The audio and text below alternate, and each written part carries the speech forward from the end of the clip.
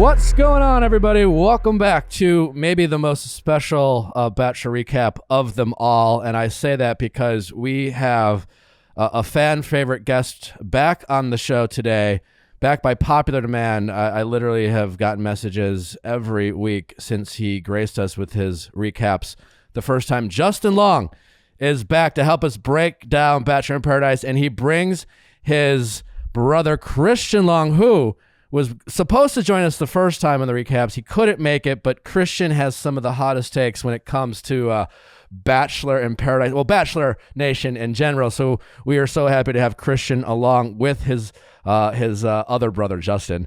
So welcome, guys. We appreciate it.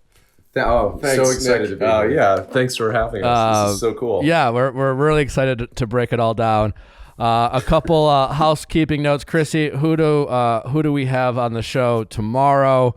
We have Dr. Amen. That's right, Dr. Amen. If you want to learn more about your brain and the importance of your brain health and how we so commonly forget about our brains as an actual organ that we need to take care of and the effects on our lives and relationships, check that out episode. It's very fascinating stuff. Dr. Amen, some really great stuff when it comes to the brain.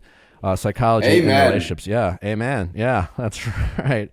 Sorry. Also, and I don't know if you know this, Justin, but Chrissy actually she's leaving the show. This is her last recap. Yeah, she's becoming a park ranger in Montana. Get up. Are you I'm not kidding? really becoming a park ranger. Are you for real, Chris? I'm becoming your assistant, so next time you're not embarrassed when someone says my assistants are. No, wait, Chrissy. I can't tell is Nick joking? No, but just really, it's her last recap. Yeah, that's so cool. Recap. Good for you. Congratulations. Yeah. That's amazing. Oh no, I'm not becoming a park ranger though. She'll be a park ranger in North Dakota. But she does live in Montana, so we just love to tease her. She's investing more in her Montana life. Yes, I am. Good for you. Cool. We should all do that. Well, there's a lot. Let's just get in the episode because the people. Well, actually, no. Hold on. Guys, we need to talk about your new movie. You guys co-directed your movie. Oh, congratulations, by the way. It's your, is it directorial debut? It is. Is that how you say it? Directorial debut? Directorial debut. You know, it's funny. It's weird. It is our directorial debut, but I don't think we've said that yet. Well, it's because it sounds douchey when you say it about your own thing. That's why I said our directorial debut. It's okay if you say it. Yeah. You de-douche it. Congratulations. I've seen the trailer. It looks hysterical. It looks amazing. I can't wait to watch it. Thanks, Nick. When I first messaged you and asked you to come on the show the first time, you were filming the movie. You're like, I'm down in Florida. I'm filming. Yes. Directing my first movie, and so it's kind of a callback to that. That's right. Yeah. Oh my God, that was about. I mean, it was right before COVID. It was. We wrapped a week before I think the lockdown. In fact, I remember Ryan Phillippe's in the movie. He's plays this. Speaking of douchey, not that Ryan's douchey. He plays a real douche, like an affluenza guy. We should think of what Bachelor he's most like. Well, or just let people decide when they see it. If they like see Jason. It. He's a he's Jason adjacent. Jason's more harmless. He's adjacent. Yeah, he's Jason. He's a chastened. Chasten's more harmless, I think, than Ryan's character. Maybe. But anyway, Ryan was on his, in between takes and stuff. Christian and I were so consumed with directing and all that we just hadn't been following the news at all. And I remember Ryan saying at our wrap party, he said, like, very matter-of-factly, he goes, this coronavirus is going to, like, change the world. Everything's going to change. And I said, what do you mean? He's like, it's going to... everything. I mean, like life as we know it. I remember him saying that and thinking, well, Ryan's like a weird, I didn't realize he's like a weird conspiracy theorist. He's like, I just didn't realize that, he's like this kooky conspiracy guy. It just sounded so much like that, and of course, unfortunately, he turned out to be right. He just was plugged into what was going on, and he was able to forecast it. It's a fun early days of coronavirus story to start off the show. But the movie is fun. The movie is fun. It's funny. Lady of the Manor? The Lady of the Manor. It's about Melanie Linsky plays a tour guide at this like historically significant Southern manor. And the ghost of the woman and Melanie's kind of like a slacker stoner character. And she gets this job she's wildly unqualified for. And the ghost of the woman she's playing takes offense at how Melanie's pretending to be her, and she doesn't like how she's living her life. And she's this proper like Southern lady played by Judy Greer. And so the ghost starts haunting Melanie, but not in like a scary way, more in like a you better shape up, like obnoxious kind of way, tisking her, like cock blocking and stuff. It looks hilarious, and when it comes out September 17th. September 17th. So this week, this free. Congratulations, this free day. And where can we in theaters? A couple, but most theaters. Some theaters. They say select theaters, and it's a fancy way of saying very few theaters. It's at the Bow Tie Cinemas. Oh, you know what? Oh yeah, Chris is from Trumbull. Oh really? Right? No way. Trumbull? Yeah. It's funny. It might be at the Bow Tie Cinemas. We're going to try to get it in. But it's on demand and digital on Apple TV. Apple Amazon, TVs, you can probably stream it. All of those. Any on on-demand, any stream. You can get it in a stream.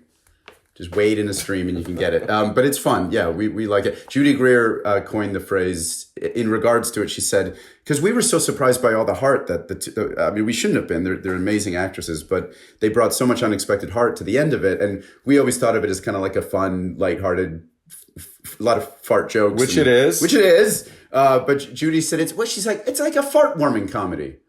So I like that. I'm going to steal that from her. It's a fart warming comedy if you're into that. It looks hysterical. I can't wait to watch it. So everyone listening, go check out Justin and Christian's new movie on September 17th, wherever you can stream movies and maybe in your local theaters. I can't wait to watch it, and I expect everyone listening to this podcast to do the same. Congratulations, guys. That is really, really cool for you guys. Thanks, Nick. And thanks for having us. Yeah. Well, hey, listen, you're doing me the favor. Everyone. No. I could probably. No. Very eager to talk. Yeah. We're just citizens of Bachelor Nation. Yes. You're a dignitary of Bachelor Nation. Unfortunately, you're like the Secretary of State of Bachelor Nation. Secretary of State. It's true. Yeah, unfortunately. The Consulate General. Well, here let's get into it. This episode opens with the Brendan and Piper drama. Essentially, last week ended after what Chris and Alana got taken down by the mob that is what seems to be like a lot of talks about Bachelor in Paradise rules, and it seems like the cast wants to create a new rule that they can vote each other off of the beach. Like maybe some of them watch too much, Survivor, Lord of the Flies, or like Hunger Games. A lot of Hunger Game, feels to this episode. But Natasha it opens up with Natasha, rightfully so, being pissed that these other guys got the wrath of the mob, and yet she was the one who truly was scorned or led on, used, manipulated even, and finally it comes to a head. What were your first of all? Let's just start with what I think, Justin. It's appropriate to lead off with your thoughts so far leading up to Brendan, because obviously we know that on Tayshia's season you were quite a fan of Brendan, as many in Bachelor Nation were. I mean, we all were. We saw, putting it mildly. Yeah, you were definitely the president of the Brendan. I was smitten. Yeah. Yes, I thought he was he struck me as both of us, right? I mean, like, I thought he was. I can't imagine anyone not being charmed by him. He was like objectively sweet and decent, earnest and like kind of funny and charming. Yeah. He was great. Earnest. He was a roofer. I mean, I was really sold. And it's funny, Nick, I talked to the girls on the Barstool show.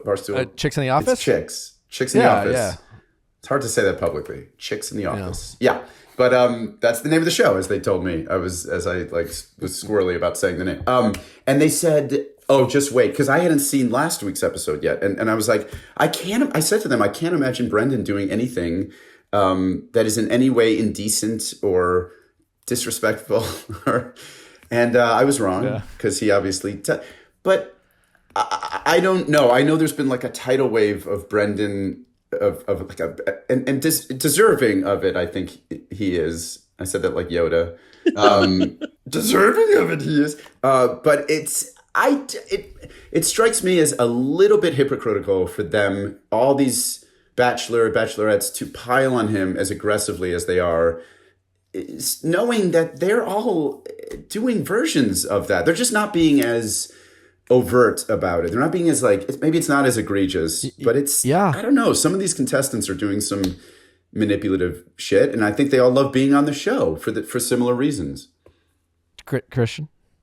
Yeah, I was going to say, also, I think clearly what he did was despicable, but I will say that I think it could have been worse in that Natasha seems like a really nice person, and it was not cool what he did, but it's also like, what if he had slept with her? What if he had really made promises to her? What if he had, he could have led her on in a really crazy way. And the truth is, the whole time they were dating, she was like, why doesn't this guy want to kiss me? What's going on here? Wasn't kissing her. Wasn't making so it's almost like he went out of his way to not lead her on while clearly still using her to stay on the show. It's not cool. It's definitely not cool. Uncool. It's not cool, but it's also, I don't think it warranted Joe leading the mob towards him. No, with pitchforks. It was a little much, I think. I hear what you guys are saying. I've thought a lot about it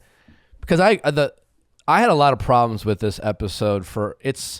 I think my biggest problem was I think the show itself is taking itself way too seriously, like they've never have before, and they're treating this beach as if it's, again, like the Hunger Games. They're treating this beach as if they've walked up to all these contestants and said to them, hey, we have this crazy experience for you.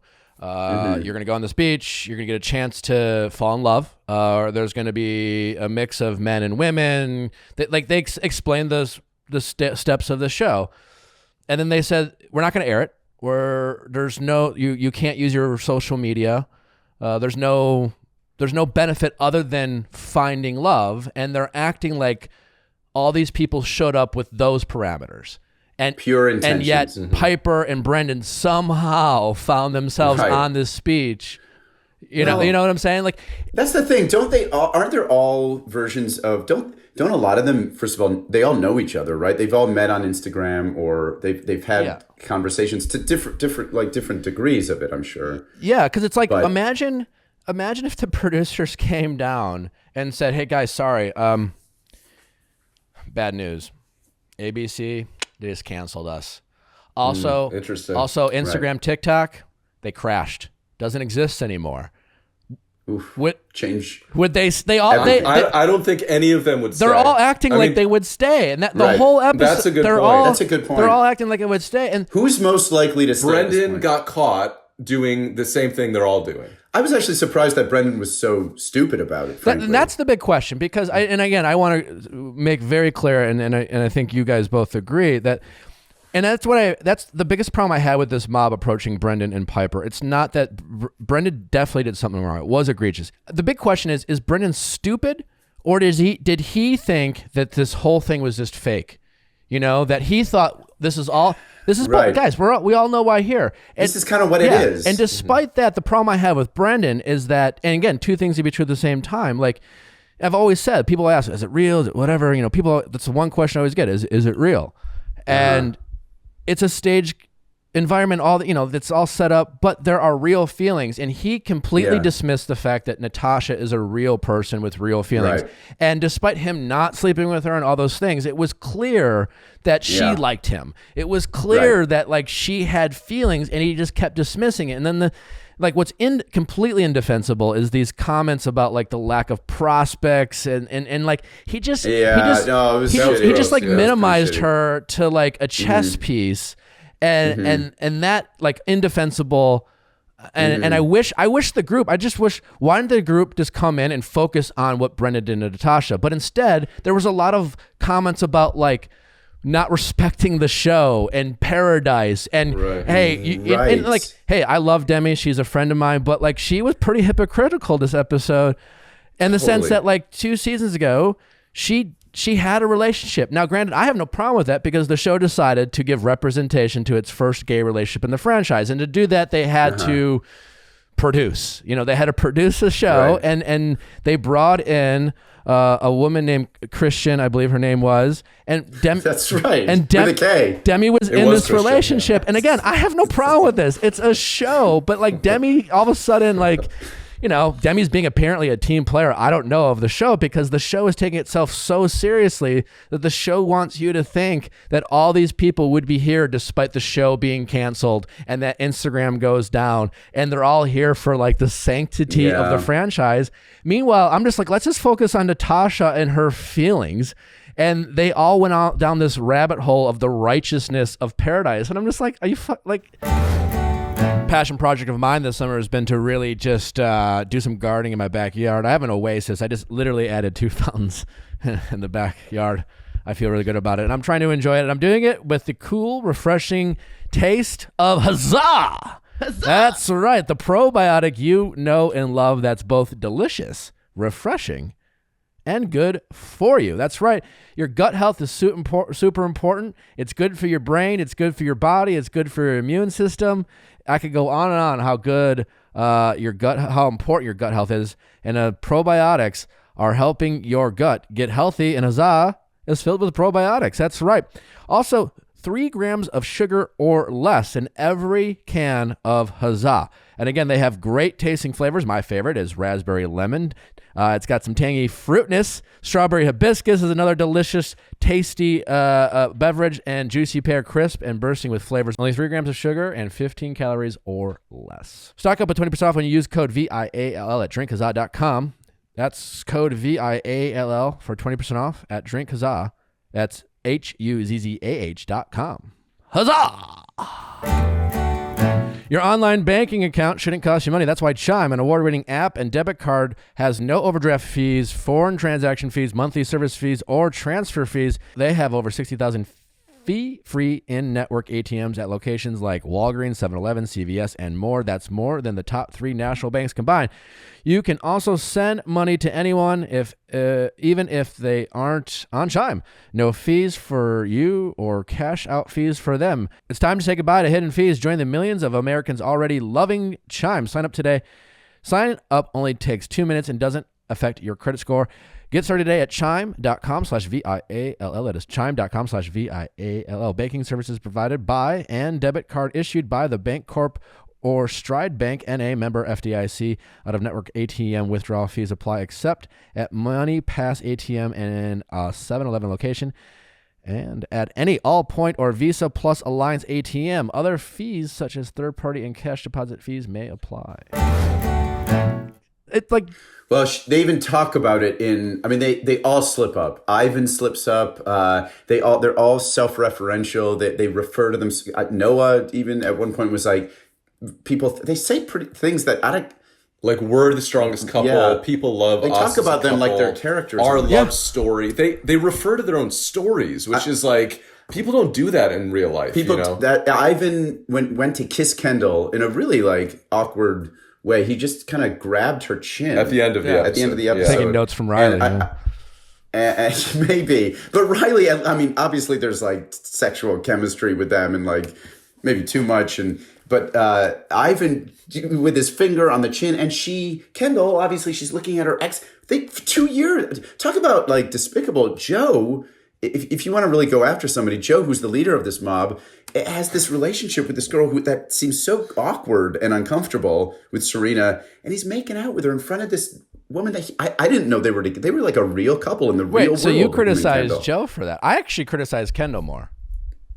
Yeah, because for staying. Well, kind of to your point when you open it up, everyone to various degrees. Because, again, to me, the only thing I have a problem with Brendan is his comments about Natasha being, having no prospects and minimizing her feelings. Yeah, that was rough. Like, that's my problem. Like, Piper's not my favorite character on the show, but I don't have a problem with anything Piper did because Piper didn't use Natasha. Like, I can't say that she was she knew, right? She seems to be learning about this. Maybe she did. I'm unaware of her. She seems like she really wanted to stay there, though. She did seem... She also had a really calculating view of her followers, and she said some pretty despicable things. The stuff she said about the business She's degree. like, I have a marketing degree. Like, I could get followers. The big question is, because like Bachelor Nation is like up in arms on this, and I'm wondering, because I just kind of like...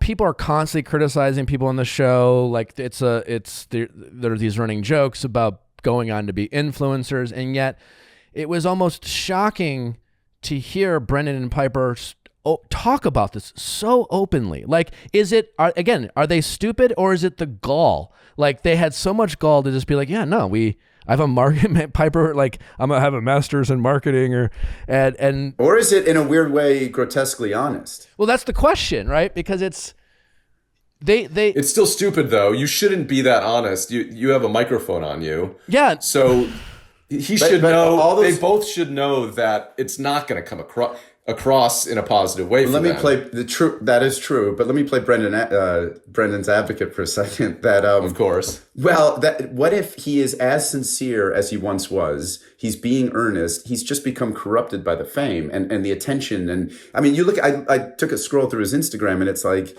you know, he seems like he's really playing up this like I want to profit from this, but don't. So maybe he just said it. He was. So you think he's been corrupted, and you don't think it's since he started the show on Tayshia's. No, I think there was. You don't think he was manipulative from the start? You think he got corrupted because he had this influx of fame? I think he can happen. Everyone liked him. Yeah. He was sweet. He was handsome. He had all these followers, and you think that corrupted him? I think, and I still have faith in him, that he will look back on his performance on this and feel shame. I think he will feel ashamed. Yeah, I hope. You're probably right. I hope he does, but I think. Yeah. Almost.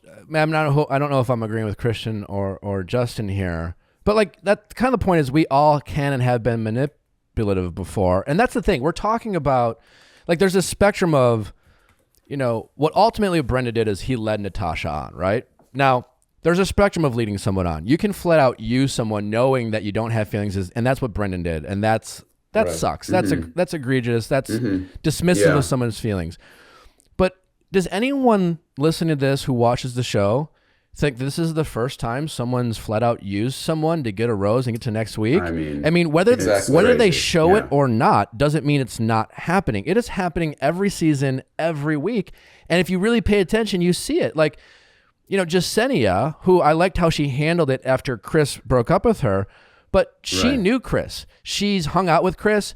Every time you see someone come in and there's just like surprising a level of comfort with these people. Yes. They're all in each other's DMs. Right. I'm pretty sure Blake and Tia have been DMing. They were talking. Blake goes, "It's finally nice to meet you." What if he's finally nice to meet you? It's like they've been talking and FaceTiming and DMing. Also, one of them said something like, oh, people are going to think that we knew each other before this, which was like protesting way too much. Yes.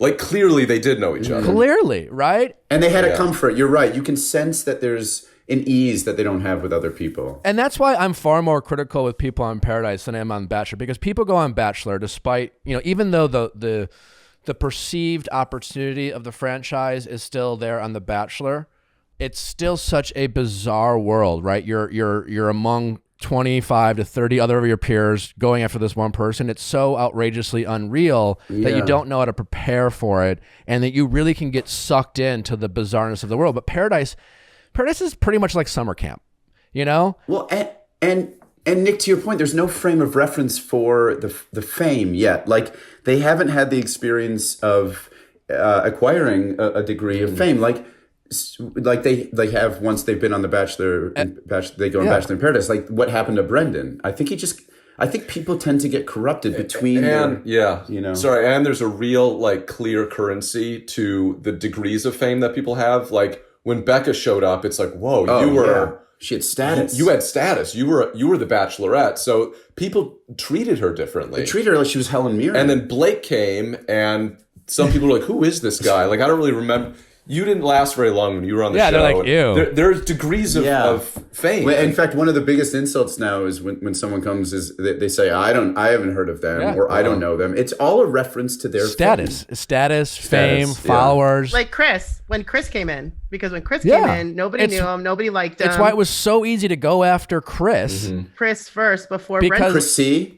Yeah, because they didn't know who he was, and it was like, here's an easy target. Let's crucify this guy. Yep.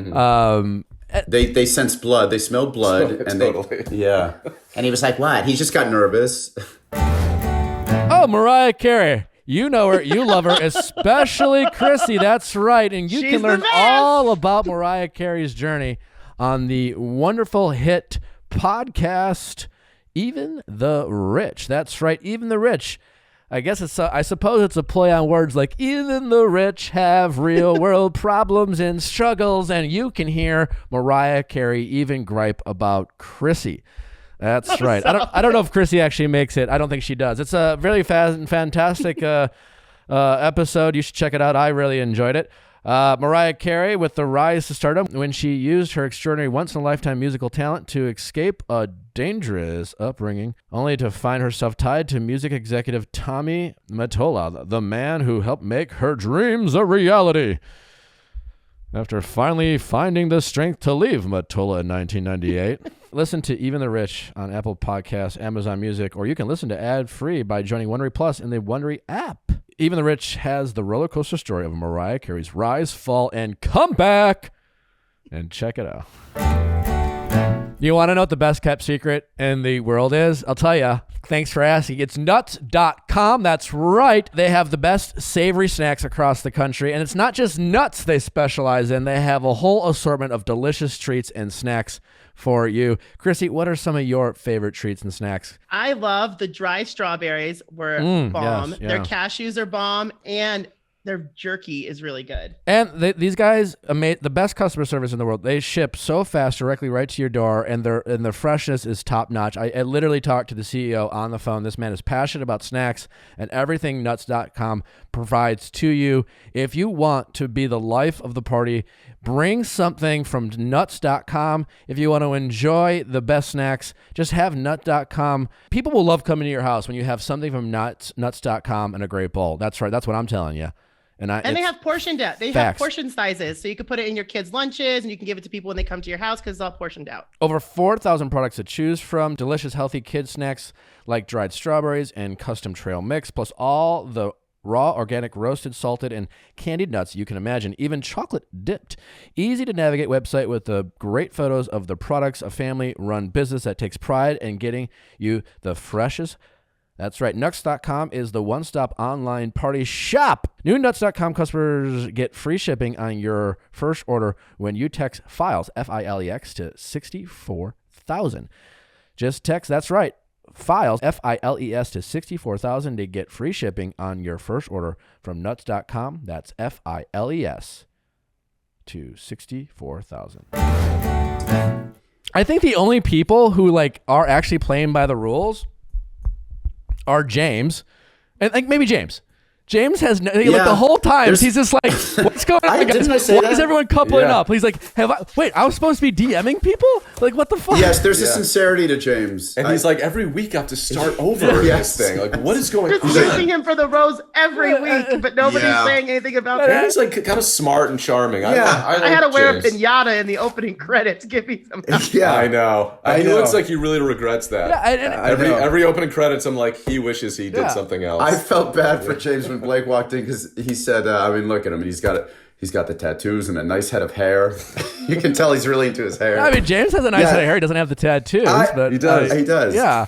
So it's plastered to his head in a strange way. Every time a cast member, Jasenia, Demi, and I think a few other people were like, they're just here for fame. It was just really hard to swallow because, again, Jasenia, you literally did this last week to Ivan. Demi, I love you, but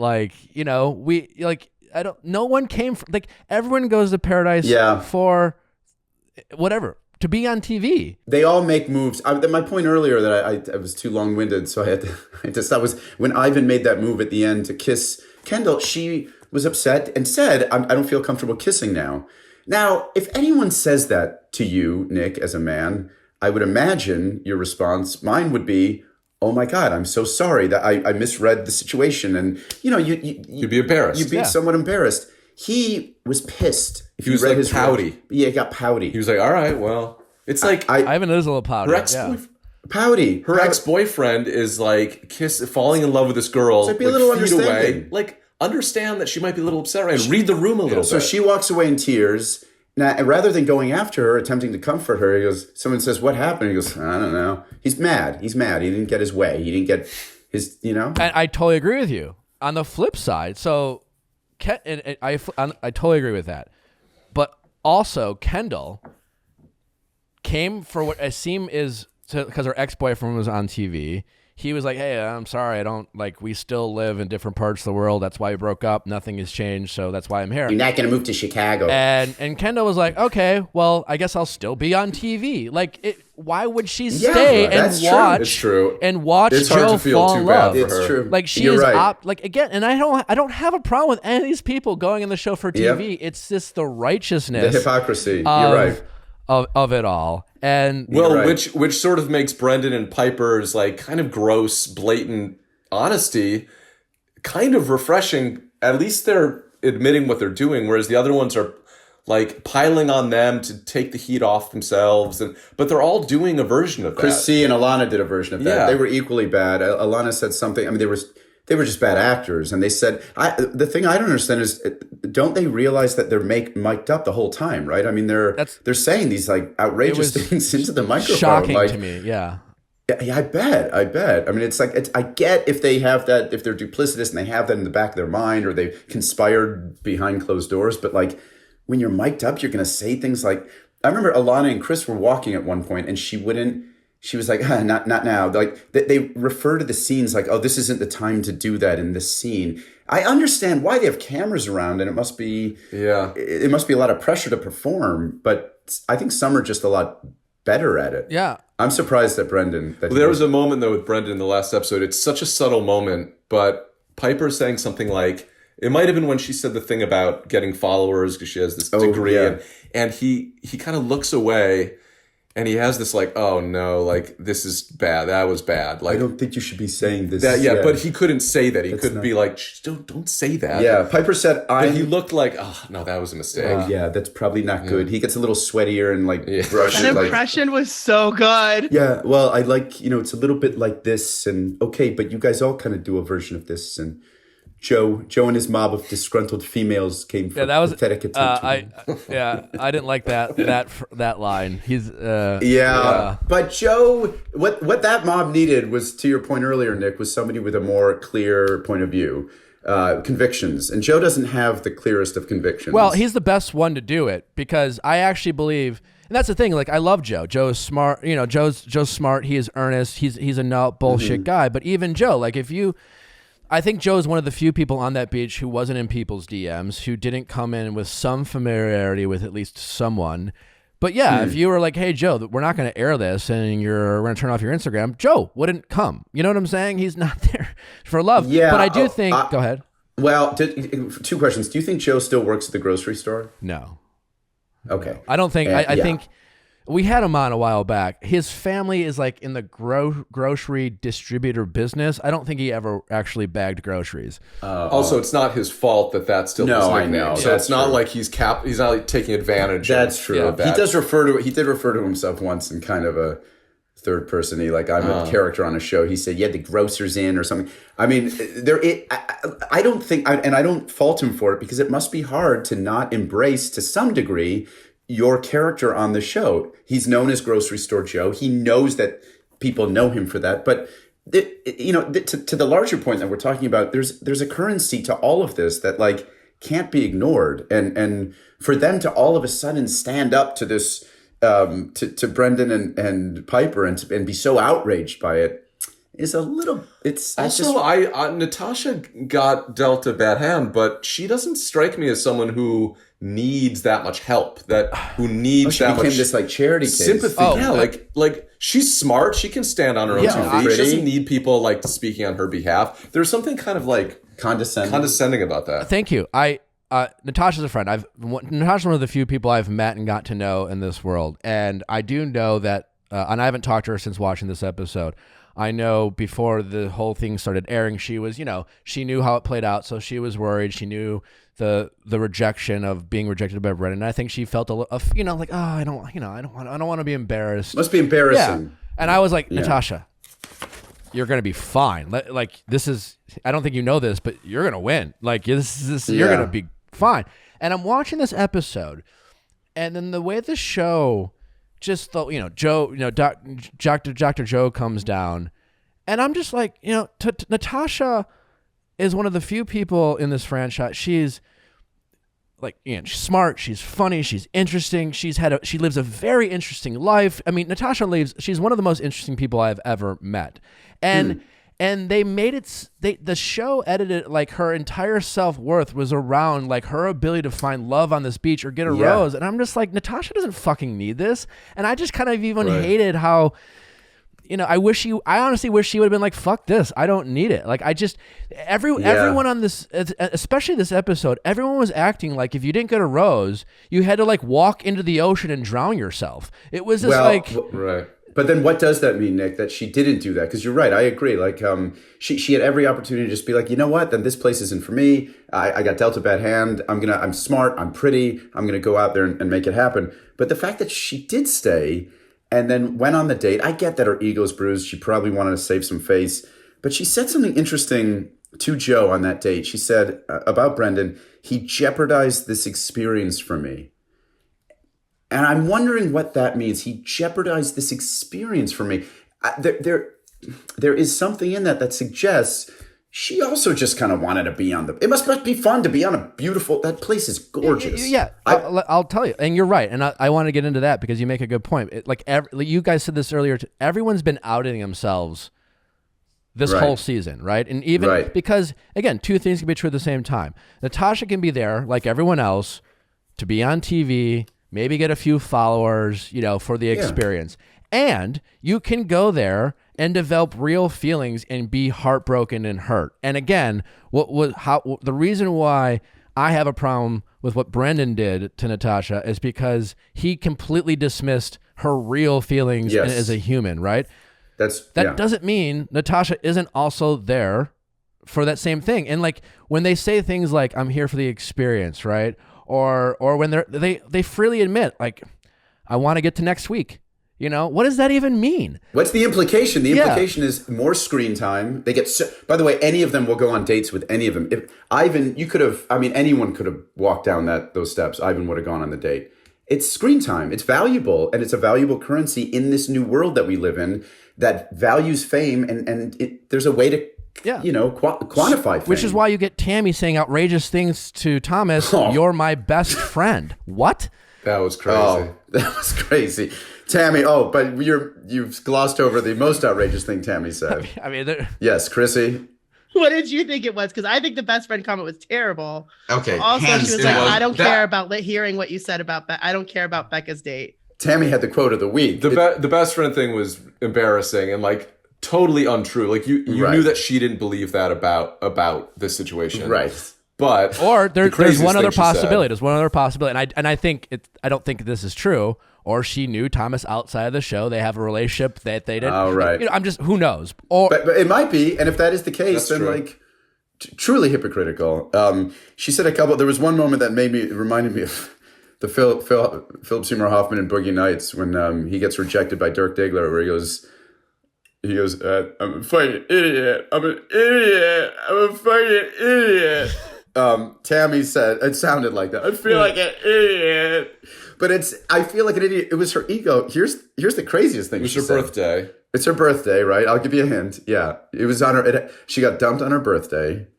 She said, and I quote, last year I got COVID on my birthday, and this is 10 times worse. 10 times. Yeah. 10 times. That was much. In her ITM. I'll tell you. It's the most tone deaf. It's like on COVID of like so many people have suffered from that. Anything Brendan said or did in my book pales in comparison to that line. Yeah, I totally agree. But I'll tell you what Tammy means. Back to our original point. When everyone says, and Tammy took the cake of trying to express her embarrassment, they're saying they're literally thinking out loud, how am I going to look on TV? How is this going to look? Every time someone says, I'm embarrassed, that's all they're thinking about. How is this going to look? They're all aware. They're not thinking that I just lost the potential love of my life. They're thinking, I'm going to look foolish and I'm not going to last as long and I won't get as much attention. Tammy literally said, I look like a fool and I don't want to go home. Here's who does it the craziest is Demi. Demi, vulnerable Demi is like a different person than like the girl who's like commenting on what's going on and being sassy. And when she gets like Demi, am I saying Demi? Is it Demi? It's all right. Demi Moore, it's fine.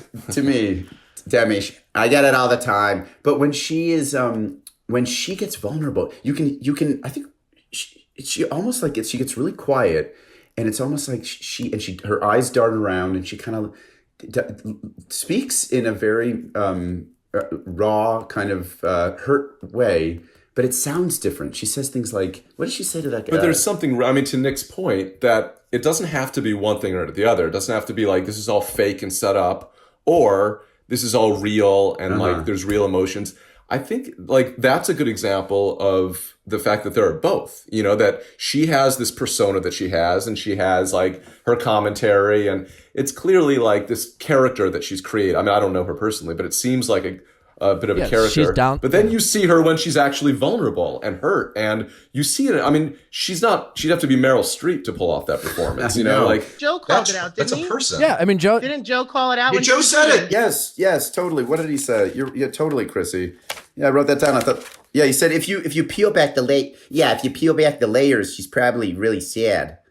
He's right. Mm-hmm. He's totally right. If you peel back those that tough exterior of like, I don't care. But then you see her caring, and it's like it actually makes her a lot more attractive when she's vulnerable, and it makes her like really human. She went down there. She self-identified pot stirrer, and she's playing this part. She's playing her part, and I don't even have a problem with that because she almost calls it out. Like I liked the pot stirrer opening. She went too far this episode with I just didn't like that she was part of this mob. It's like, come on, Demi, come on, Because it's inherently hypocritical. She's playing that part for no other reason than to do really the same thing that Brendan and Piper are just being like overt If you want to call Brendan, just focus on what he did to Natasha. Don't talk about like relationships or whether you have a girlfriend. I don't care if Brendan and Piper went on 2 dinner dates or 10. We're well, that's when he got the upper hand. They're arguing semantics. Yeah, he was like, I don't care. And when she said, well, because you're taking space from people. You're taking up 2 spaces. It makes no sense. Because Natasha said it best. She's like, Natasha said, you ultimately used me. And that's all it was ever should be about, right? And the mob is just like, well, you're taking up spaces. These people don't realize all Paradise is a game of cornhole. It doesn't matter if you play with 4 bags per team or 2 or 3. They cancel each other out. When Piper and Brendan went home, a guy and a girl left, Well, maybe they didn't maybe they couldn't see that angle. Maybe they couldn't see that truth because they know somewhere inside of them that they're all kind of guilty of the same thing. Well, that's probably why they were like, hey, Joe, you got this because you might be the only person who hasn't been DMing anyone. So like, we're just there to like intimidate, Maybe. Yeah, it was a tough watch. And as hard as we're being on the cast members, I don't like the show has gone this direction. Like when I was on the show in season 3, it was a little bit more of a comedy. It's like the show has gotten too earnest for their own good. The show loves to pretend it's not a TV show, and the show wants to pretend that these people are agreeing to show up without being on TV and without social media. And I just don't know how long can they be like openly just like crucifying their cast for doing something they know without like, why does that have to be why they vilify it? It's gotten to be too much. I was watching this on Hulu, and it like after the episode, it went right back to season 1 from like 7 years ago. And I remember I watched like 15 minutes of it. It's so crazy, right? And it's so different. Yeah. Like, it's like the guys seem like they're awkwardly trying to be charming, but it's like really much more about at least them pursuing these relationships. Whereas now everyone seems like they're on their own team, and they're all like leveraging for positioning right, among everyone else. And like, everyone seems like they're using everyone else. Well, to your point, Nick, I mean, it's hard to fault anyone on that show because social media has created that environment, an environment in which like just being famous has currency. Well, it's monetized. I mean, it literally has currency. Like if you have a certain number of Instagram followers, you can monetize that and sell shit, and everyone knows that now. And in the last few years, that's become even more clear, I would say. Go ahead. Yeah, no, go ahead. Well, I saw it play out really interestingly with this person on 90 Day Fiance, another show that Christian and I are obsessed with. This guy Colt, he was with a woman named Larissa. For whoever's listening, if you know, you know. Colt. I recently got Colt to do a cameo for Christian for his birthday, and it was pretty fascinating because what intrigued us about Colt originally was just how he was such a uniquely awkward, uncomfortable in his own skin kind of, but there was an innocence to him, where he lived with his mother, and there was, I don't know, he was just like a really unique character.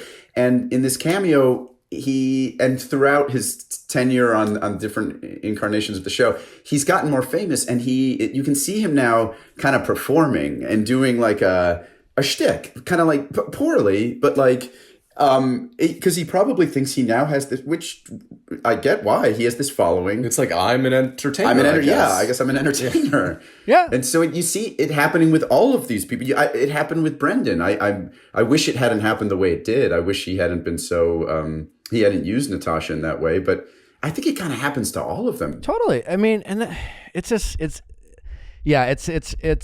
I would really have been fascinated with the past couple of weeks because it's a deliberate choice by the show, and it kind of makes me wonder of like where do they go from here? If we kind of enjoyed the talking to raccoons and lizards and things like that, and now it's they are crucifying their, it's so hyperbolic, this world, right? Because like, again, what Brennan did to Natasha is horrible, but like the comments you see, because people watch it literally, right? I'm telling you right now, there's people who listen to this podcast who who we're going to probably be ruffling their feathers and upsetting them because it's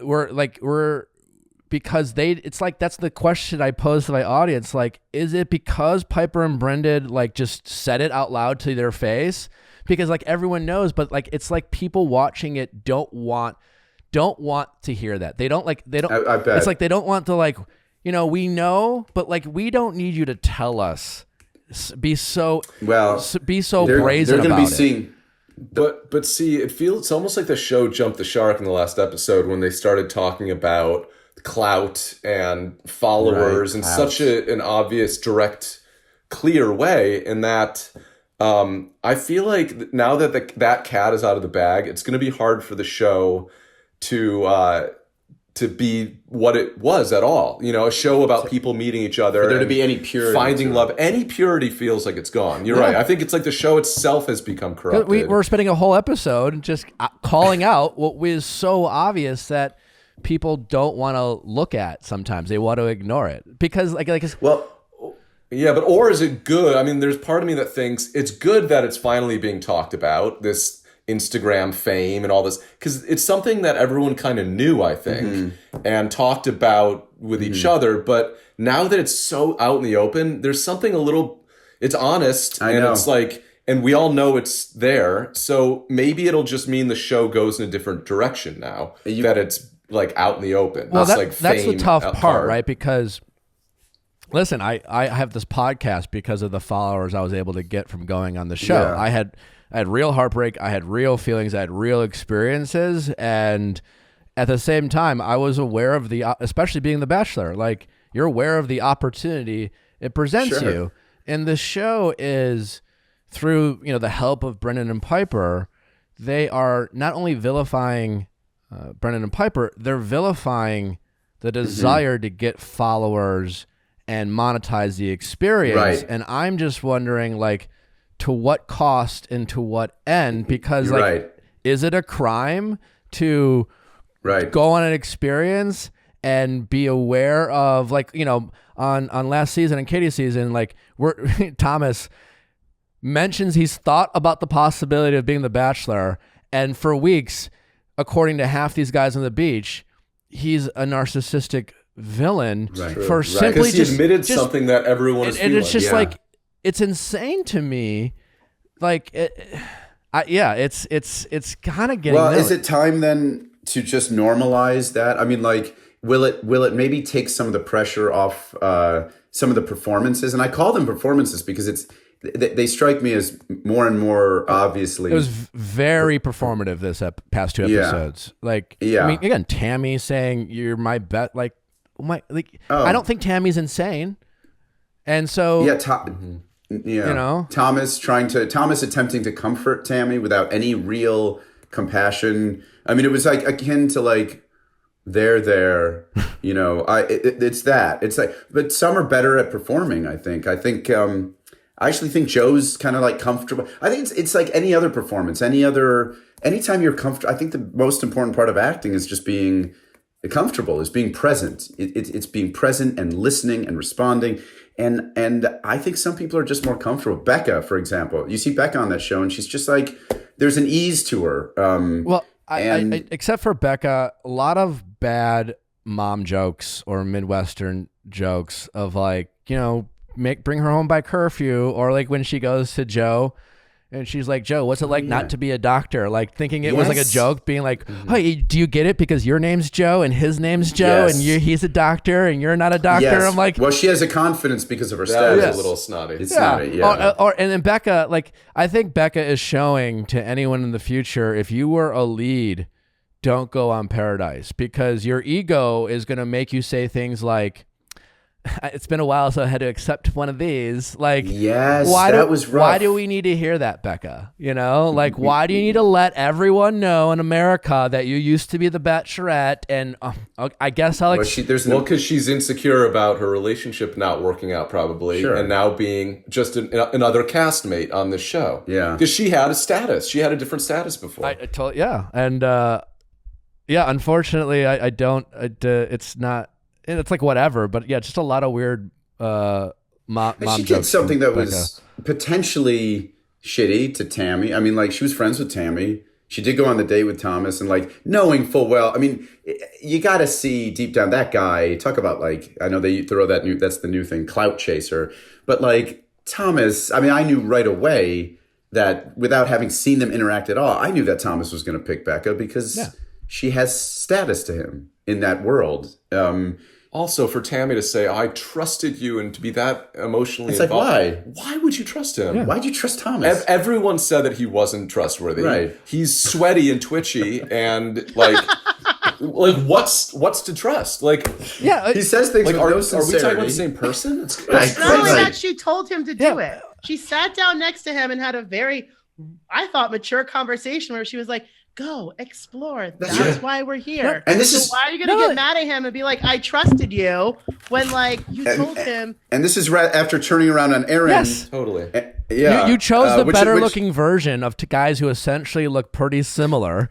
Totally. You wanted to have sex with Thomas over Aaron, and that's fine. So much of this show is that they just pick. If a better looking guy comes in, they like them more, and vice versa. It's like, it's not that deep. Which is why the Tammy and Thomas exchange was really, for when she was bargaining with Thomas, it made for like, it was really entertaining, because it was, why do you think we can't get there? They use these phrases like, why can't we get there? And it's like, we've all been in, when you're in love, when you feel that thing, it's like, there's no amount of, it's not something you can rationalize. It's like, you're there or you're not. I mean, Thomas came short of saying, because he's aware of the cameras and he doesn't want to be seen as like a bad guy, he couldn't say like, well, I'm more attracted to this other person. I'm attracted to Becca. That's why I think you can say that to a certain degree and get away with it, because that this new cast or these new, like, and I don't know if it's a show or whatever, and you guys weren't here, I mentioned this a couple weeks ago, but like, the girl I dated in Paradise, her name was Jen, right? We had talked before Paradise, we had hung out,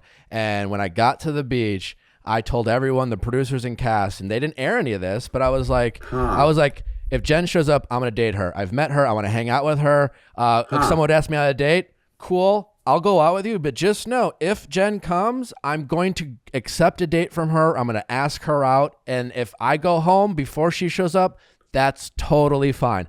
I said it over and over, and everyone keeps talking about how they don't want to go home. And Brendan isn't the only one just not wanting to go home. I mean, how many people this episode said, I don't want to go home, as if like it's their only chance at love. I know. And I just wish people... It's not about love. Yeah, I just wish people would... You said I wish people would just be more honest and be like, I wish Thomas would have been like, I'm just more physically attracted, or whatever it was, or I had more fun with her, or whatever, or they. I know. Well, he can't because there's so much. He's so invested in it being a show and him being a character on the show who's going to get flack on social media. It's all related to social media. It's all really like they're so aware. Brendan, and I'm not saying this is a noble thing. I think he just lost that sense of awareness, as did Piper. Yeah, if Brendan wasn't, if he was on it, if he would have said, Natasha, I'm definitely going to accept a date from Piper. I like her, and I think you're great, but like I definitely have feelings for her. And if he was just honest with her, he did lie about that. He lied. He was like, he lied. He said, actually, no, the conversations I'm having with you are more interesting. He was kind of explicit actually about it. No, he flat out lied, and like I said, he flat out used Natasha and then dismissed her. But had he been honest and he acknowledged Natasha as like a human being with feelings, I wouldn't have had I can't see Piper's crime from what we're being aired, because Piper didn't use Natasha. Piper just acknowledged the obvious. And it was so in our faces and dismissive to like say Bachelor Nation and the people who want to believe in love, but like that's true. She wanted to be in a famous couple, and she thought that would get more followers for both of them. And it's like they had this plan clearly. I would say, well, maybe that might be a cynical take. I would say like the more pure take would be.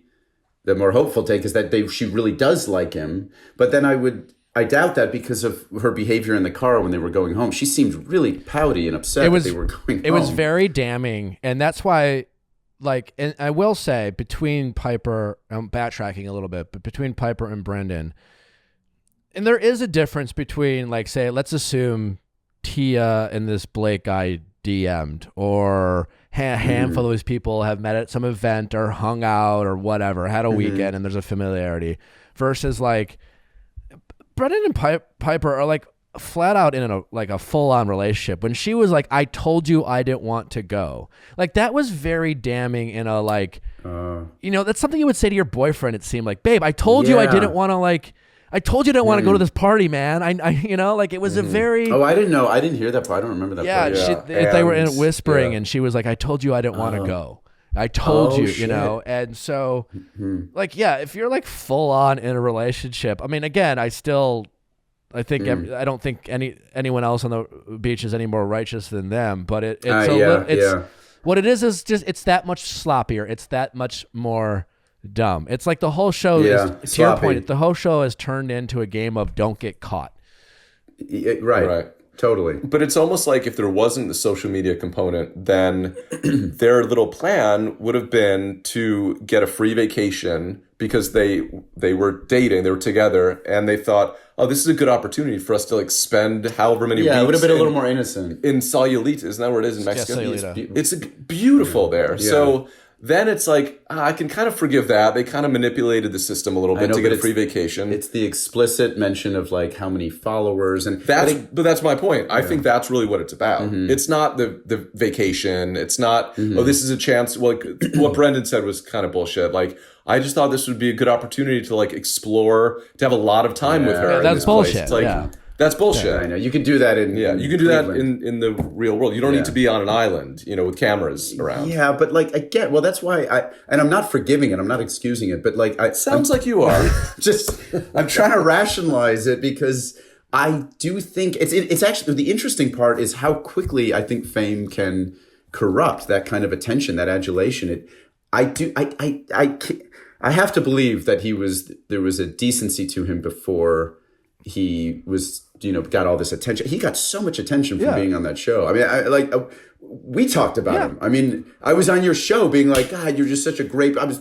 Justin, you FaceTime. I feel let down, Brendan. For Carr just to say hi to the guy. I was going through a rural area of Massachusetts, and I was cursing the reception because I wanted to connect with him. And then you almost got into a car accident. Wasn't Christian driving? Oh, yeah. So glad that didn't happen. But to put a bow on this before we move on to the rest of other like non things about this topic is you make a point, Justin, and that's kind of like the show is hyperbolic and therefore like the fans have become hyperbolic. Again, what Brendan did was wrong, and he definitely owes, and I don't know if he has in person, apologized to Natasha, but like it does not justify like some of these comments that are floating around the internet that are like on Brendan's page where it's just like the man lied, he manipulated someone, he dismissed someone's feelings. That was wrong. Like I don't but is he the devil? Does he deserve to go to prison? Does he I can't possibly say from watching this show. I don't, I've never met the guy in person. Well, it's also the culture we live in. Sorry. I would say that it could be that because he was like revered and he was so high up that it was really a huge fall from grace for him. Whereas if someone like Thomas or Aaron, I mean, really anyone else, if they do a similar thing, like a similarly sleazy thing, people would be upset, I'm sure, but it wouldn't be this level of like, I feel betrayed by this person. I mean, I feel let down. I do too. But I think that's how people are thinking about it. Nothing will get you in more not trouble Brendan. on the show than the lying, feeling lied and misled. If you mislead the audience, if you present yourself as one thing and then show them another, that is the biggest crime you can make in this world. And it's kind of, you're right. It is fascinating. But again, we're talking about leading. Yeah, he led her on, and that is not okay. And it's interesting because the show has become like a triggering event for people. Like, after last week when they watched Brandon do this, a lot of people on the internet are just like, oh, I'm just triggered by this. And it's just like, because a lot of us have been led on. Yeah. Many of us to some degree. And because we're all doing it to each other, everyone. Especially by someone that you really liked. And that's the thing. I think even people who don't know Brendan, like us, we really liked him. Yeah. We're like two heterosexual guys who don't know this person, but I feel let down. Yeah. So I get why people are like, not Brendan. He couldn't have done that. Who could we trust? So it reminds people of a very like personal thing. Like when this happened in their own life. I know he's like someone a Kennedy. That like they really liked. He's like a Kennedy of that show, and then when the Kennedys started doing that crazy shit, people were the whole country was let down. Yeah, and like it's like Brendan kind of represented like any fuckboy that you swore to your friends and family, this is a nice guy, this is one of the good guys, and he ended up doing the same fuckboy shit that some like the obvious fuckboys like a Thomas or a Kenny do all the time, but we expect that from them. Oh my God, Kenny. Yeah. I've never felt like this before. Kenny had a really funny thing. I think it was last week when he said to Maury, when he takes her back after, I got a question about the Boom Boom Room, by the way, but he says, he goes, I don't know why. When you love somebody, it's like so easy to say why you love them. It's so like stuff just spills out. Like I love the slightest things about somebody. You love everything. You can wax poetic for the longest time. And he said something to Maury like, I mean, I have no idea why I'm choosing you, but why I like you, but I do. What's the craziest thing to say? He said there's something about her from the beginning why I keep coming back, or said something like that. Yes, it was. But he has no idea why. I can't put my finger on it. I can't put my finger on it. Or maybe it's a thing he doesn't feel comfortable saying is, I haven't had a chance to sleep with you yet, and I really want to. You don't buy sincerely that he likes her? I buy that he sincerely likes her. Like... It's getting so hard to tell. What does that even mean? All of these variables. And again, I was critical of Mari when she was like, hey, I want to date other people. And like, good for Kenny to be like, okay. But he clearly wasn't heartbroken, like he clearly wasn't like beat up about it. Like how much could he have liked Mari if he was like, okay, Demi, you down? He was attracted to her. Yeah. He thought she was cool and nice. And But he was honest the whole time. No, I'm not criticizing Kenny. I'm just saying, to Justin's point, like how much could he have really... It's just like really gotten to know his her. Sincerity in his feelings towards Mari. That's true. Like, yeah. It was like I don't know. I guess you. And maybe that was the most honest. Kenny has been pretty honest this whole time. He's like, I don't know why I like you, but whatever. He then said in the last episode, I've never felt this way about anybody. So maybe that's true too. I don't know, Kenny. Yeah, and it's also possible. Maybe Kenny might. If Kenny told me he's never had a girlfriend, he's only just been kind of. I believe it. Yeah. Yeah. Which. Yeah. It's fine. He's like the opposite of the 40-year-old virgin. He's like the 40-year-old fuckboy. Like he looks like he smells like sex. Yeah. Yes, totally. The boom boom room was no. That was he didn't hesitate. That was just like yeah, of course. But when Riley and Marissa go into the boom boom room, the editing is like, yeah, we're gonna do it, Mr. Chocolate Sunday. But then when like Mari and Kenny are going into the boom boom room, the editing is like soft music. That's and it's true. like we're really ready to kind of like That's true. That is true. be together. Like the music was beautiful. It's crazy. Oh, and all the stuff with the food is that was too. That was a good call. Wells said a cream funny line. What did he say? He said that is nauseating. Wait, it's when they got to the toes. Oh, the toes. And then they were doing like Lady and the Tramp with the spaghetti. Did you see that? No, I didn't see. I saw Riley blow on spaghetti. That was see Marissa licking whipped cream off of Riley's toes is so gross. Because I know what is on that beach. Is gross. It is sand, mud, and dead crab bodies. That's what Wells said. That was if you suck on a toe, you can probably get engaged here. Yeah, that's so true. Yeah, that is a lot true. of truth in that statement by Wells. Yeah. Yeah, just the stuff in sand is like. But I do love. Yeah, I think Riley and Marissa, they're easily my favorite couple. And for all the people who are like, oh, we're the strongest couple. I mean, Noah and Abigail just literally just hang out in the pool all day. Noah's been saying he's been saying some pretty like self-conscious things about them as a couple. People think we're so cute together. There are a couple of quotes that are like, oh man, I like Noah a lot. But I also I think he's kind of gotten wrapped. Again, what we're talking about, I think he's gotten wrapped up in it, and I think he sees them as potentially a good couple for the show. And in his defense, it's like sometimes they're answering questions like, "Do you think you're the strongest couple?" You know? Yeah, I see. That's true. There's a lot of question and answers. Okay. Stuff So like that makes sense. All right, I take it back, Noah. No, but either way, you don't like. They're just answering questions, and it doesn't. Yeah, he could say like, I don't know about strongest couple. Right. I don't feel comfortable. He'd be like, I don't know how people perceive us. I don't want to. I don't care about all I know is I like the girl. Exactly. How refreshing would that be to hear? Yeah. I don't know, strongest couple and like I'm not really weighing myself and my coupledom against other people's. Like, imagine doing that with you. It's like, if you're, again, like I go back to like being in a relationship and like, if you're really happy with somebody, you're not looking around and weighing your happiness against others. I don't know. There's something about it. I do think Riley, I agree with Nick, that they seem like the actual strongest couple. Yeah. They seem to have like real, genuine chemistry. They like each other. Riley is refreshing. And I unfortunately, we don't get to see a ton of Riley because I do think he's he's smart enough to not really deal with the bullshit. Yeah, he was involved in the Chris stuff a little bit, but like, you know, he's also always working out, probably.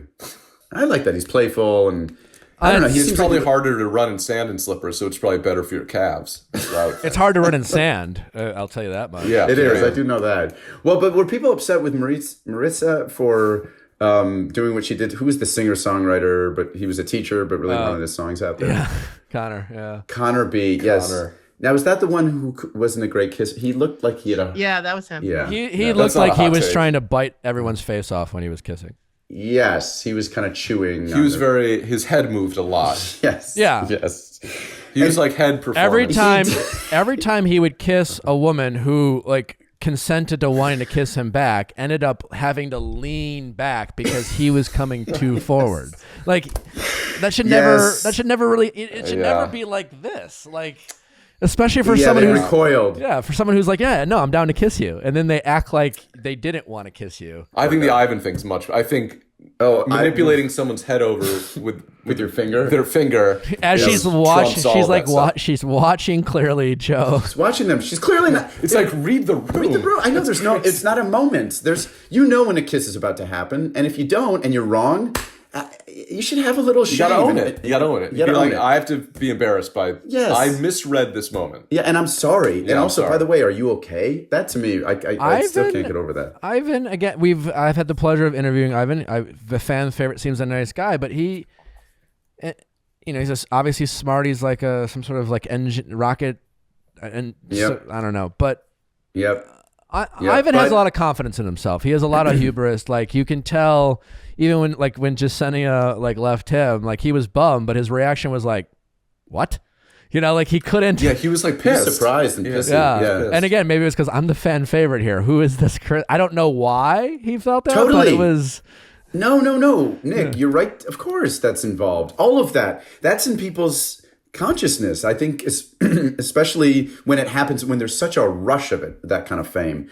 Well, they must read all that stuff. I mean, I'm sure everyone to a varying degree. Sure. But I'm sure some people really read the comments and are really plugged into that. Not Can you some imagine of them. how much that must influence your personality? Well, it's like remember what was Chris's new alter ego when he came back on the show? Goose. Chris, Goose. The silly goose. The silly goose. Oh, did you guys watch Katie's season? Yeah. But Katie on AFR was like literally commenting Reddit. She was reading Reddit, and the whole gaslighting stuff was solely based like she reads Reddit. We know she and again, Katie's not the only. You said, Christian, like some of them must. No, most of them do. Very few have the willpower to just be like, I don't, and like everyone's being like, I certainly have done it, and I go way out of my way to not read these things. Oh, I've done it too. Yeah, it is, but when you're in a relationship with somebody, it is the last thing you should be doing. When you're, I've been in relationships with people that people know, and I like a couple of years later, I never know. People will ask me like, well, what was it like? What were people saying? And I say, I don't know. I have no perception of what people thought or what was said, because it's so easy to not read that stuff. And it's the only way to really coexist with somebody. But also, this is even more intense because you've been in relationships with people that people know, but who do other things. You weren't in, these people are in a relationship, and that's how people know them. They know them as people in relationships. The relationship is the currency. Is the currency. Yes. Yeah. Right. So all the comments crazy. are going to be about the relationship. Like everyone knows. Whereas with you, like it'll be about like that Jeepers Creepers sucks, or like there's gonna be like well wait a minute. No, but I'm saying there will be other types of comments that you would have to contend with. That's a great point, Christian. The relationship is the currency, especially in Paradise. Like that, like they're all trying to get to the finish line in a relationship because they know. And again, it also doesn't mean that some of them can't be incredibly sincere. Good friends of mine, Jade and Tanner, still married, have 3 kids. It's as real as it gets. Joe and Kendall had a real relationship. They met in Paradise. Like I can't speak to all of them, but like they are getting engaged in 3 weeks. So that's nuts. And there's in the show. On the show. Oh, on the show. I know. Wait, I'm going to turn this light on. Right. So like, yeah, it'll be interesting if anyone ever calls that out. But yeah, when people break up in Bachelor World, they lose followers. It's a thing. They are aware of it, and so. God.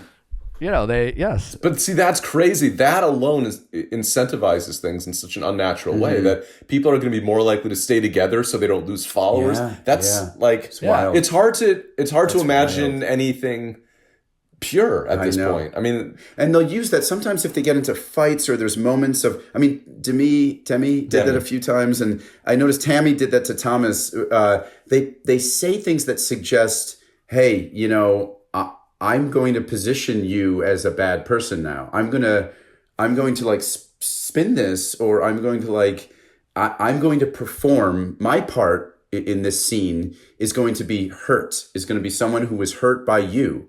And do you know what I mean? They say it like, you better be careful. They use they use words like villain, which is like, it's like an old-timey, in like old-timey movies, there were like villains who were like when was the last time in life, to your point, Christian, that you called someone a villain or referred to a villain? But you're right, you see that a lot, right? It's true. Exactly. And they're all talking about meeting Vin's each a other. big word. And if you follow people from Bachelor Nation, and I'm as guilty as anyone, because like, you have an Instagram, and I openly be like, I run my, I don't post like my friends from like high school because my followers don't give a shit, right? So you Bachelor Nation people are constantly doing like, now they're doing TikTok dances with each other, and everyone's like, why do you guys all hang out? And they're like, because you guys give us engagement, so we all meet up and we all hang out. But that's the it's world. like the chicken or the egg. Yeah, it's not their fault really. I know. Like, if there's an audience, then I know then they should take advantage like everyone's. of it. that's why not? It's become a very meta thing, and that's why it's just almost they bring it full circle. Like the show, like calling this out so obvious and making it the very thing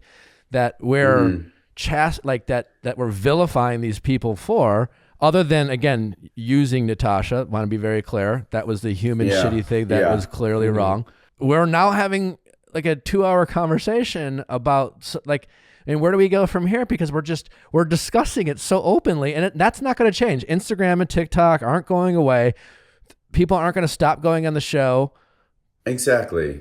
And the people who are complaining about Brendan's behavior and who are the same people who were following him, who are following other people, who engage with these people and create the fame, which has become the number one currency. It's not love. It's not to find love. But I wonder if you could do what if the next incarnation of the show doesn't even involve, doesn't even purport to make love connections? What if it's like, what if you remove that element somehow, it's just like who's going to be the most charming, a more dynamic personality, and who's going to survive on the beach because of something else, or the opposite, or you only have people on the show who have no Instagram, no Twitter, they're not connected in any way to social media. How do you don't do that on Paradise? Yeah, well, that's the thing, and that's why it is interesting, because the show, like you said, Christian, almost jumped the shark so much in a way that it's like the show could have, again, like. When Paradise, the first 3 seasons of Paradise were very different. It was more of a comedy. There was a more of a like, hey guys, we're here to be on the beach, whatever. Camp. Yeah. But yes, we're also open. Yes. It's like sex camp. We're open to finding love. We're definitely down for finding love. And whatever, we're just gonna have fun. But it's turned into this ultra earnest, taking itself so seriously. And again, it's getting the triggering responses, but like to what end? It's because the stakes are so high now compared to 7 years ago. Now the stakes are so high that if you survive on that show, your whole life is going to change. Yeah, like that's how they're acting. Like this is like they're seeing like the next 30 years of their lives as like known people who are making money on social media. That like they feel like so invested in this working. What's more seductive, fun about it than money and fame? Money and fame is a like fame for what? Well, that's the thing. Like Nick is successful. Well, I'm just saying Nick is successful. There are some successful people out of this franchise, but other than that, people are selling curlers. Like I know, like, but I'm like trying to figure out like what it is. It's like, is it the swipe ups? Is it the like what are they chasing after? Attention is seductive. Yes, getting likes, getting all of that. Those are all serotonin hits that they're getting every time. But there's a new cast that comes in. So there are some people that stick around, but you're going to constantly be like updating with new people and new cast. It's a combination of things. It's a lack of perspective. It's not understanding the reality. For example, when people reach out to me and ask me questions about this world and how to navigate them, I let them know that like most people who enter this are very disappointed because their expectations don't match up, because there are 60 new people casted every year, right? There's a lot of luck involved. That it's the people who are the most sincere and the most honest have the most success, and people have a hard time believing that. And then after you get off the show, it's kind of like what you do with it. Again, do you find your thing that you have a passion for? Again, are you authentic? Like my friend Ashley I, for example, like, you guys being fans, like she was on Chris Soule's season, like she got a lot of she got a lot of criticism for not fitting the mold of the just grateful and prim and proper, but Ashley I is authentic and she is who she is, and every time she showed up on the TV screen she was who she was, and that turned into that criticism turned into people saying, you know who this person is, regardless of if she looks like Jersey Shore or whatever. she is comfortable in her own skin, and she's lasted. And yes, and her truest fans, they love her for that because she's comfortable. There's an authenticity, and she never disappointed, and that's who she was, right? And even your boy Brendan, like. He hasn't been authentic. He hasn't, he bought into the bullshit of the show, and he said some campy Bachelor tropes, and that's why he's getting, caught up in this, because he was if Brendan would have just been okay to go home before Piper showed up, he would have been like, either way, I'm going to be able to hang out with my girlfriend. I know. That's true. That's the truth of what he wanted. Him and Piper might have been the hit couple, literally. If he would have gone to the producers and just said, here's the situation, I'm dating Piper. Honestly, I'm just going to tell Natasha, I'm just going to be honest with her.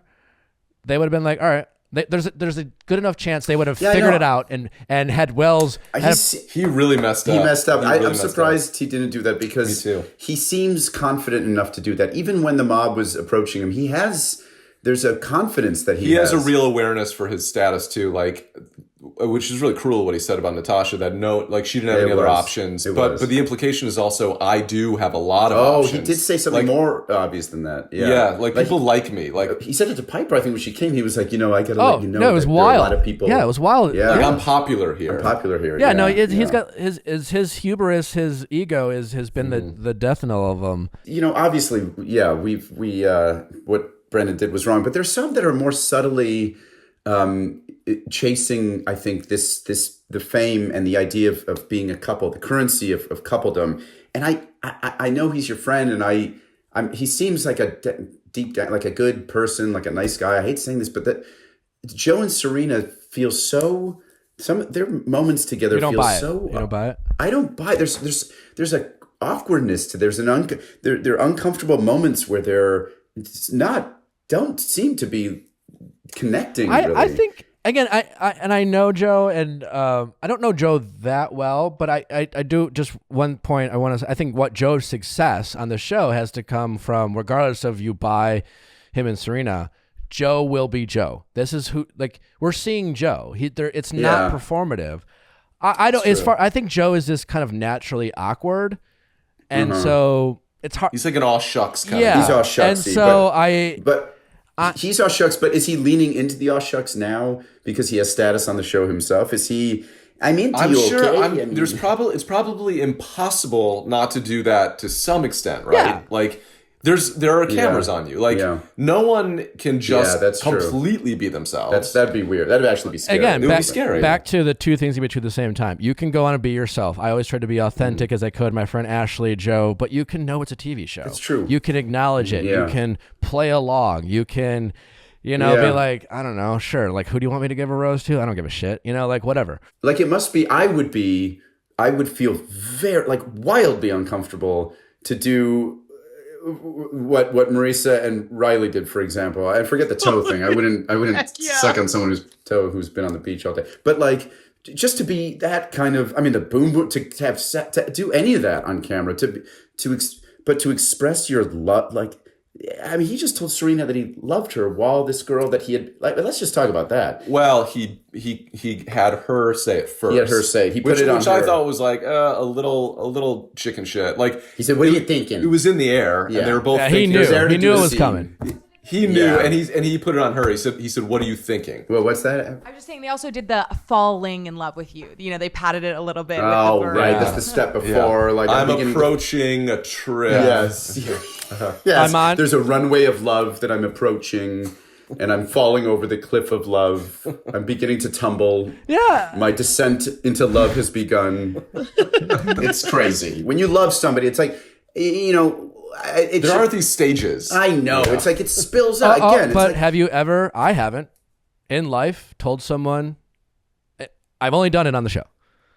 Yeah. I've never in life. In love? I've never told someone I was falling in love with them. I was either, I love you. Right. Exactly. I love you. Because then it begs the question, so where in that... what do I have to do to get to the next level of love? And before I have people chime in and be like, well, I've said this to my boyfriend. If you did say that, it wasn't a disclaimer. People use it in the show as a disclaimer. I want to be clear. I don't love you yet. You know what I'm saying? It's right, like it's right. Like right. people might this say, might say it's just like I think I'm falling in love with you, and you're basically like I love you. You know, like it's just you're. But shouldn't that be said with the most conviction? I mean, when you say that's why Shakespeare is so incredible. Like Shakespeare, that's why that Romeo and Juliet scene is so beautiful because he not only says it, but he says it's torture and not mercy to be without her. I'm picturing Kenny as Romeo now. No, Kenny's like, the guy from Outlander. Yeah. Oh my God. But it's like, it is, you can't shut up about it when you love somebody. You want to sing it from the rooftop. It is like, it creates poetry. It's not this thing where it's like, I think I might be. If someone said that to me, but it's just become a thing that they've established on the show in the same way, and it caught on in the same way that like they started doing the jump up thing and they wrap their legs around. One person did that once, and then it became like the thing you have to do. Yeah. When you greet, if you're in the top 6, it's like that's the way you greet them. It's true. Even if you're literally like stationary when you're facing each other, and you're just like, up, here we go, up on the shoulders or up on the. But it's like a copycat thing where it's just like, oh, I guess this is the way you do it now. Before the hometowns, you have to announce in order to like make the person feel comfortable. You have to announce that you're. Falling in some way, and then it's their way of defining the relationship. I'm in love. Yeah. Yes, like, it's a process. It's true. It's making somebody secure. It is something I didn't think about. I will say I'm comfortable in saying Joe knew that moment of that date of like that. Like I'm gonna make a date. He knew that moment was about those two expressing words of affirmation, and you're right. He said, what do you think? He had Serena go first. He definitely opted out. He did. And if I'm telling you, Nick, if you watch their scenes without the sweeping music, because obviously the show is into them, so they're supplying. Yes. To your point, Chrissy, like the music helps a lot. The movie we've come to learn that now, and it's sweeping. It's this romantic. But if you listen to it if you try to ignore the music. Or do the opposite. Turn it on mute. Put a different soundtrack on, a villainous edit of music, or dun dun dun dun. You might feel very differently about that couple. Yeah, it's true. He says to her, I'm into you, okay? He's uncomfortable around her, and it might just be that Joe is uncomfortable with the cameras, which I totally get. I think that's what it is, because as someone who's been in Joe's shoes before, for me, I had these. I would be. Well, for me, I can't. Like, I had a very unique experience, so I can't. My experience, I can't. It's hard for me to compare. It's not fair for me to criticize in some aspects. I had two of these very intense real experiences where I felt real feelings for Andy and Caitlin. Then I go on Paradise, and I'm just like, guys, this is summer camp, Yeah. So like, I was like, I told the producers, I'm not telling anyone I love you on this beach. Like, I'm not saying it because I couldn't. Because when I said it to Andy and Caitlin, I felt it. I felt real feelings. I knew I was sucked in a world. I knew it was crazy. I knew I would have to reprocess after I got out of this world. Regardless, when I said it, I believed the words I was saying, right? Yeah. And I wonder how much Joe really believes it. Like, I believe that Joe really likes Serena. But you're right. It's a good point, because I just thought to myself, there's just no way I can get here with someone in 2.5 weeks, because it felt real. Like, it felt like a bunch of friends hanging out at a beach. And I think it's probably going to get harder and harder for people like Joe to to find the truth in those moments, because of this point that we keep circling, the currency of the show now has changed, and it is. The stakes have gotten so. But it's also a nebulous thing where like you can have feelings for someone and have these other factors, including like for one thing the cameras, for another thing the stakes of getting more followers and whatever. Like, and in Joe's case, his ex there, he's probably part of him is still. Can you imagine trying to process that? And there's a lot going on. It's not just like. It can't be black or white. It can't be like, is he sincere or is he not sincere? I don't think you can boil it down like that. I think Joe's the most sincere person there. I do. And I do fault Kendall more for Joe. Kendall came because she found out Joe was coming and decided to stay despite getting an answer she didn't want. And again, either because she wanted to make it hard on Joe or she wanted to be on TV. There's only two options. That's true. And I don't want to reduce their whole thing to like a simple, like you said, but it was the real issue. They make it sound like the issue is she wouldn't move to Chicago. No, I think that's like even from out like my understanding of having mutual like that was a very sincere relationship between Kendall and Joe, and that was a very real reason why they broke up, and a valid reason in the real world. It's a non-negotiable. Like, hey, they both have family. Where you live is often very important to people, and despite their real feelings for each other, they neither of them were willing to budge, and they didn't try to make. They didn't try to. What if they moved like right in the middle, like to Colorado or something? Sure, yeah. But either way, but like, again, but it's also you can't. I mean, if that might have been the breaking point, but I'm sure there are other factors. It doesn't just come down to like you live here, I live here. So can't. Like if something is worth moving for, then you do things like that. Maybe it can both be real and serious, but not worth moving. Exactly. There could be real love and say, but my family's more, I don't know. So it can be a little bit of both, but either way. Who are we to judge their relationship? I know. I don't want to pile on Joe, but he also did kind of a snide thing to Piper. I mean, again, I don't think it's Piper's fault. And he imitated her in she said there's no rule book in paradise. And he goes, there's no rule book in paradise. He did this kind of like immature. Your girlfriend's good friend. Like Piper and Serena are close. And Serena was notably absent for the conversation where Joe called him out. That is interesting. Yeah, it is. Speaking of, I like how Dr. Joe handled himself with Natasha. I thought he was like, I thought he came off looking really good. Joe is, I hadn't met him in person, but we did get to interview him virtually. Wonderful human. Chrissy loves him. Oh, Chrissy, you flushed. He's my Brendan. Oh, okay. Yeah, I like him. He's a true class act. You can tell. It was fascinating. I'll never have another Brendan. I'm never going to trust again. The is it a juxtaposition or what is that the word? The inner conflict of him, because I do think Joe is someone who, he's literally fighting. And we had him on. He was talking about how he was on the front lines of COVID. This guy's been fighting COVID for the past year and a half, and he probably came for a mini vacation to come on TV. And then, he was hearing Natasha talk about this drama that she was involved in with Brendan, and you can see the conflict in Joe because, here his real friend Brendan that he's made friends with outside of the show, and it was, and he can't get Brendan's side of the story, and I'm not saying, again, Brendan was definitely wrong with Natasha. I want to make it clear, but Joe doesn't know that. He's just hearing. But there was something kind of noble about his defense of him. You know? He didn't defend him. He just said, "Look, that's my friend." So it's almost like he was like, "I don't want to have to get involved because he is my friend." I liked you're right, Christian. I liked how he said that because he acknowledged his friend, but then he also acknowledged Natasha's feelings because and he said, "Either way, that's not what you wanted to experience, and that must have been hard." And I like that he didn't. He was able to try to diminish her. He empathized with Natasha.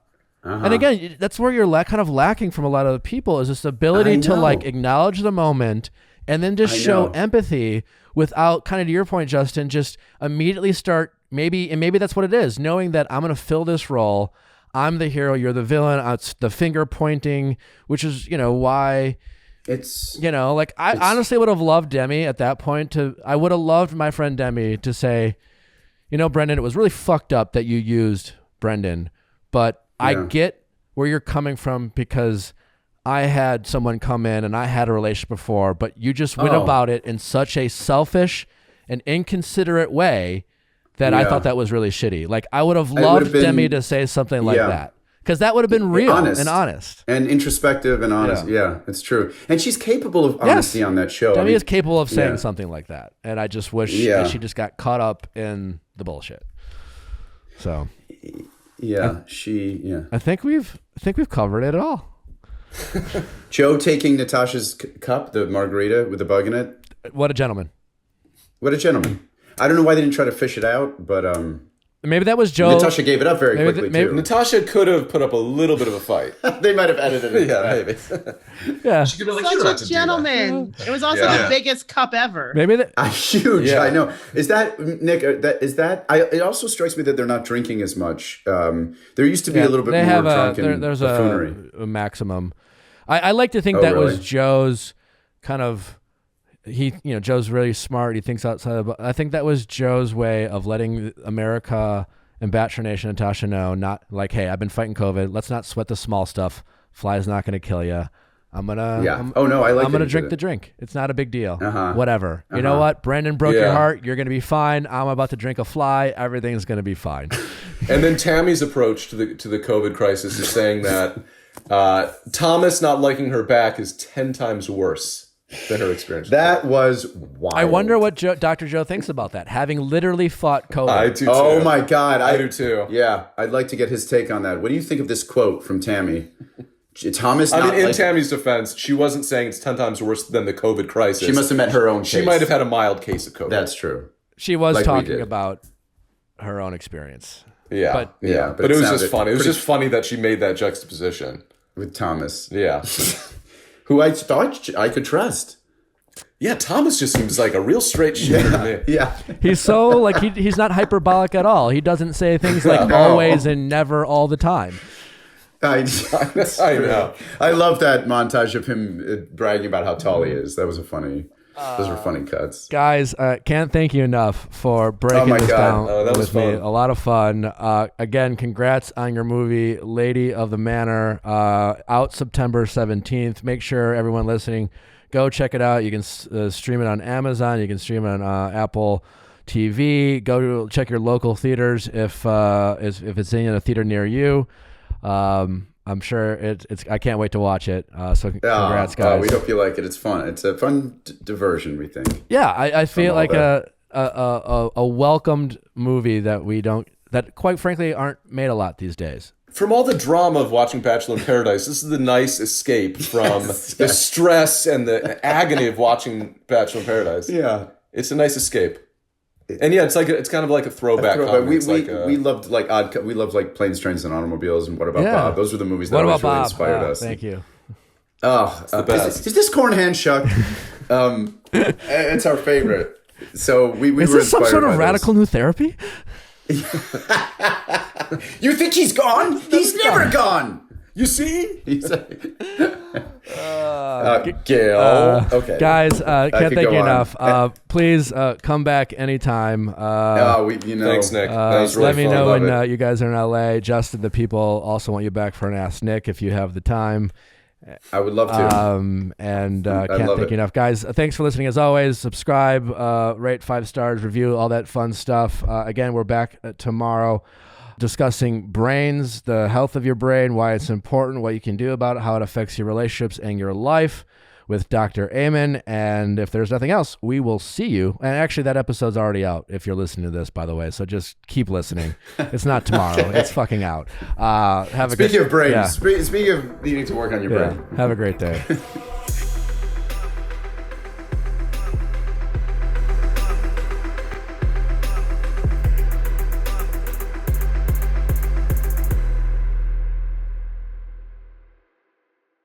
Hey guys, thanks for watching, but before you go, make sure you like, subscribe, and ring that bell so you don't miss any future videos, like our Monday's Ask Nick, especially if you're looking for some relationship stories and relationship advice, as well as our Wednesday interviews with your favorite celebrities and experts. See you next time.